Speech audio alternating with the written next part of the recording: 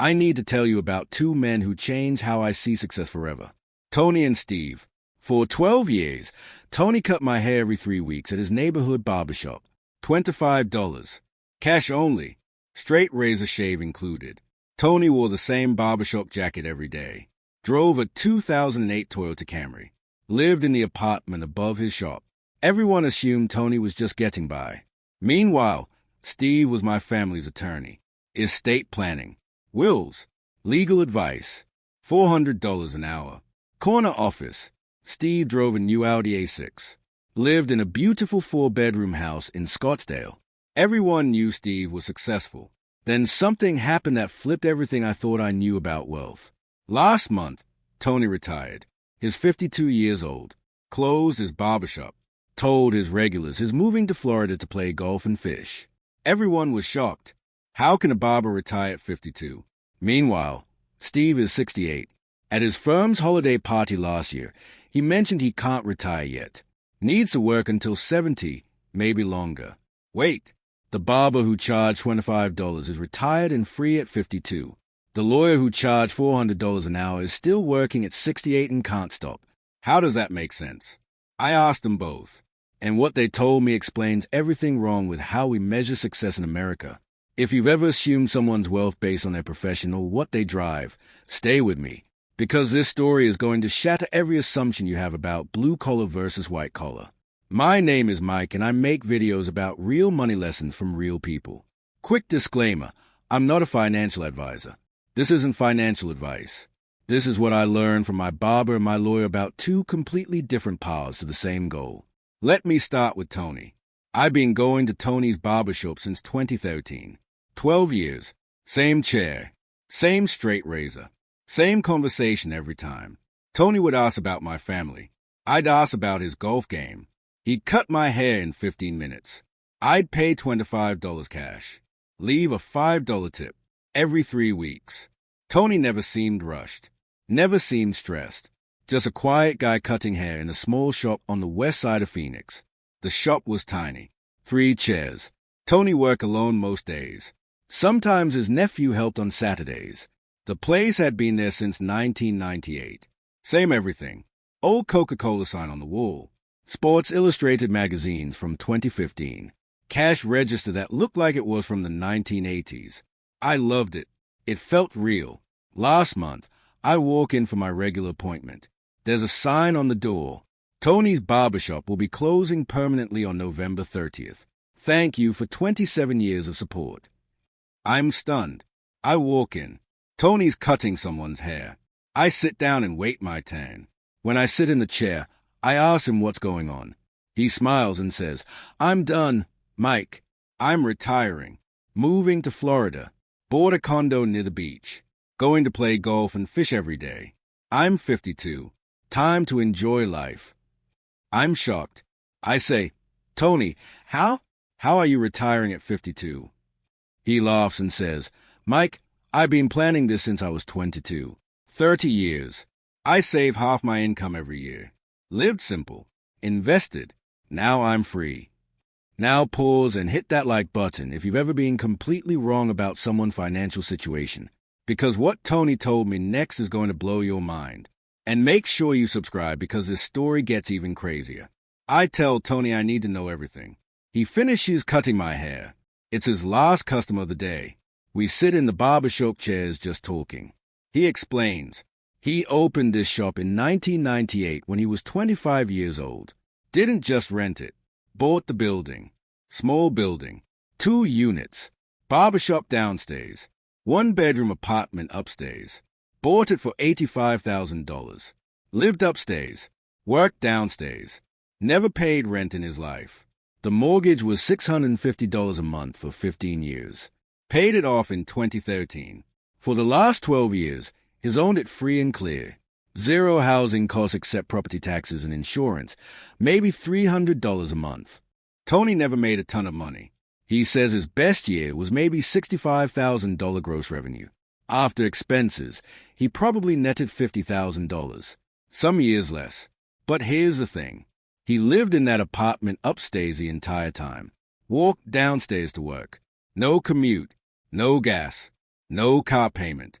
He bought that Camry in 2008 for $12,000 cash. Still drives it. 240,000 miles. Runs perfect. His living expenses were tiny. Utilities for the apartment, $120. Food, $400. He cooked everything. Phone, $50. That's it. He lived on about $2,200 a month. Everything else he made, he invested, every single month for 30 years. I asked him how much he has saved. He says between his retirement accounts and taxable investments, about $1.8 million. I'm sitting there in shock. Tony the barber has $1.8 million. He says, Mike, I didn't need a fancy life. I just needed a free life. This shop and this apartment gave me that. I own my building, had zero debt, lived cheap, invested everything else. And now at 52, I'm done. I can do whatever I want for the rest of my life. If this is making you rethink everything you know about wealth, smash that like button right now, because a lawyer's story is about to show you the opposite path. And drop a comment telling me if you've ever judged someone's success by their job title. Now let me tell you about Steve. Steve has been our family attorney for 8 years. We met him when my wife and I needed to set up our wills after our daughter was born. Steve came highly recommended. Partner at a big law firm downtown. Ivy League degree. 35 years practicing law. He charged us $400 an hour for estate planning. Expensive, but he was thorough and professional. Over the years, would see Steve for various legal things. Update our wills. Real estate questions. He was always helpful. Always professional. We got to know him a bit. He'd mention his kids, his golf club, his cases. Seemed like he had life figured out. Last December, my wife and I went to Steve's law firm's holiday party. They invite clients every year. Big event. Open bar. Fancy appetizers. Steve's firm goes all out. We're talking to Steve and his wife near the end of the night. Steve's had a few drinks. He's more relaxed than usual. I ask him about his plans for the new year. He sighs and says something that surprised me. He says, honestly, I'm just trying to figure out when I can retire. I'm 68. I'd love to stop working, but I need at least 2 more years. Maybe 3. I'm confused. I say, Steve, you've been a lawyer for 35 years. How are you not ready to retire? His wife looks uncomfortable. Steve says, Mike, being a lawyer doesn't mean you're rich. It means you made a lot of money. But if you spend it all, you're not rich. You're just tired. That hit me. A week later, I asked Steve if we could grab coffee.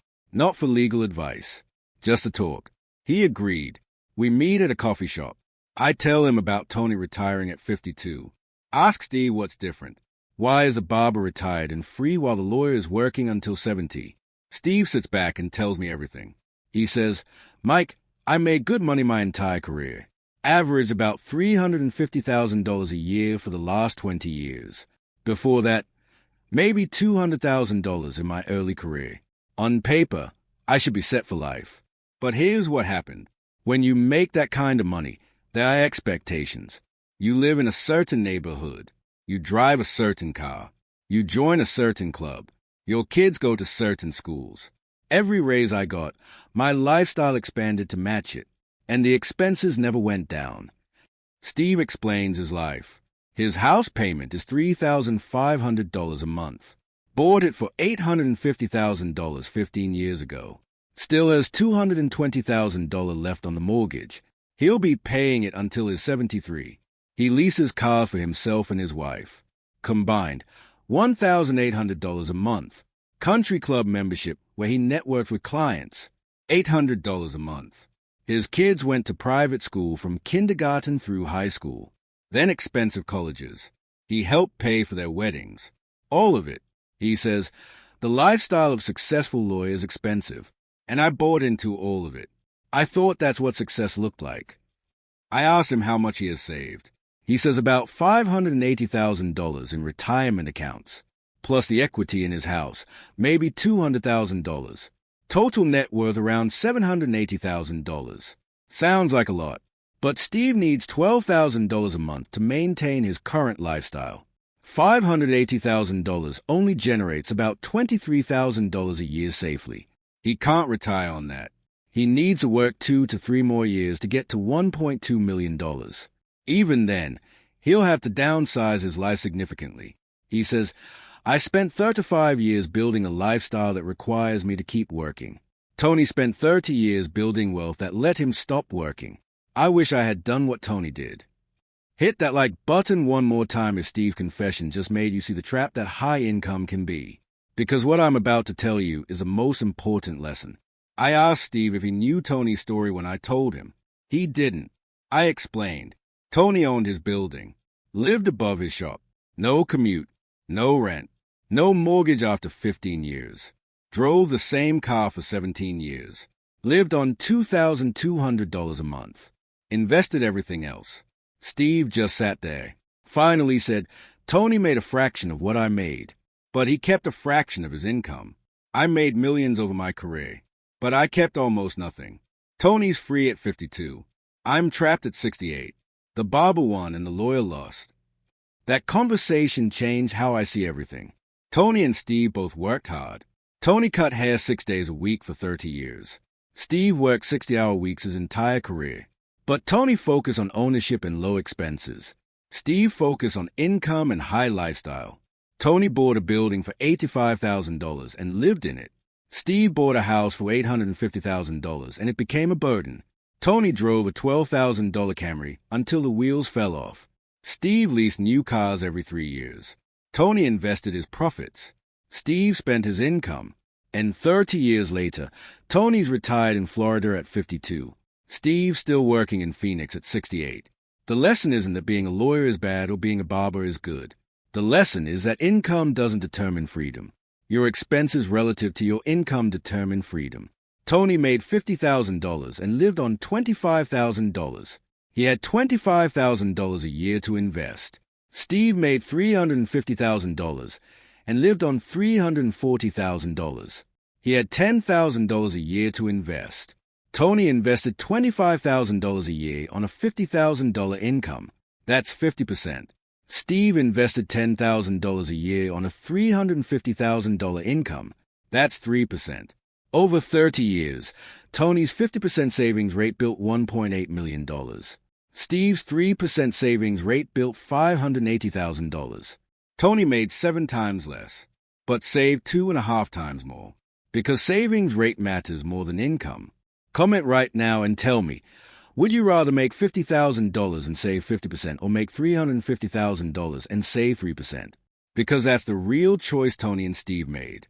Here's what most people don't understand. High income feels like success. Steve felt successful. Big salary, nice house, German car, country club. His peers validated him. Society validated him. But he wasn't building freedom. He was building a lifestyle that trapped him. Tony never felt successful by society's standards. Nobody celebrates a barber making $50,000. But Tony didn't care about society's validation. He cared about his own freedom. And at 52, he got it. I saw Tony one more time before he left for Florida. His last day at the shop. I came by to say goodbye. The shop was empty. Everything packed. Tony sitting in his barber chair one last time. I asked him if he has any regrets. He thinks for a second. Says, I wish I had taken more vacations. Traveled more when I was younger. But honestly, I'm glad I lived the way I did. Most people work their whole lives to look successful. I worked 30 years to be free. And now I have 30 more years to enjoy it. I won. Meanwhile, Steve's still working. Still stressed. Still hoping he can retire in 2 years. He told me recently he's starting to downsize. Put the house on the market. Selling one of the leased cars. Thinking about quitting the club. He's finally making the changes Tony made at 25. But Steve's doing it at 68. 30 years later. The lesson is cheaper when you learn it early. If this story just showed you that income and wealth are not the same thing, smash that like button one final time and subscribe. Because I'm making more videos about real people who built real freedom on normal incomes. Let's build wealth together. Not income. Not lifestyle. Wealth. The kind that lets you retire at 52 like Tony. Not work until 70 like Steve.